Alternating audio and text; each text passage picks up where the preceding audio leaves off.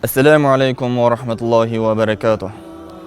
Ушул күнгө жетишкен Аллах Таалага көп мактоолор болсун. Пайгамбарыбыз Мухаммад Мустафа саллаллаху алейхи вассаламга салам жана дуалар болсун. Урматтуу мусулман бир туугандар, сиздерге узун өмүр, чын ден соолук каалап, ал жардам, кайрымдуулук фонду.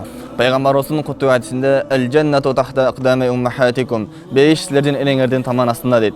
Ошол таман астында бейиши болгон Бактыгүл эненин жүрөгүнө жылуулук, жүзүнө жылмай тартылаганга сиздер менен сеж болобуз. Садака 70 баледен кайтарат деп пайгамбар айтып жатат. Иншаллах ар бир берген жардамыңыздар акыретте чоң тоолой болгон сооптор менен кайтып келсин.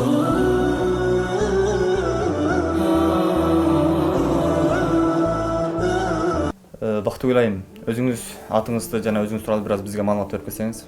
Мен атым Бактыгүл. Ушул ооруйм мен ушул 2016 почти 2002 жылдан бери ооруйм да. 2002 жылдан бери? 2002 жылдан бери ооруйм.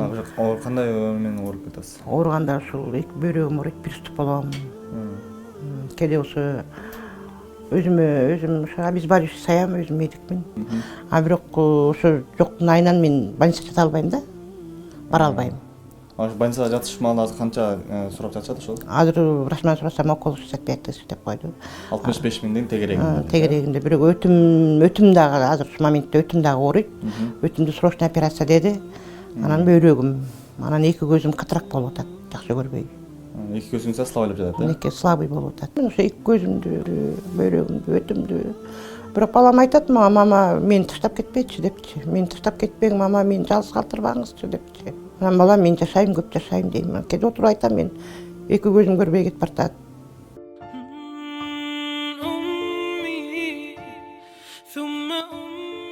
Баардыгы айтып атат, бөйрөктөн, ошо бөйрөк менен ошо өттөк таш берип атат депчи. Мен чоңойдум дагы, чыдап туруңуз деп.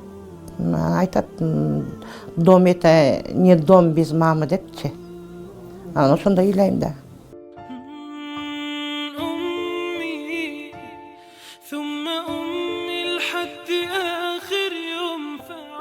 Азыр мына бул жерде бизде кагаздар, баардык документтер турат. Ошол больницадан жана башка бир келген диагноздор, УЗИден, Ооба, УЗИден бар. Мындай документтер бар экен. Баардык документтер бар. Болгон ошол дарылатканга сиздерден жардам сурайбыз деп кайрылып жатат бизге иншалла. Сиздер менен биргеликте биз дагы жардам беребиз.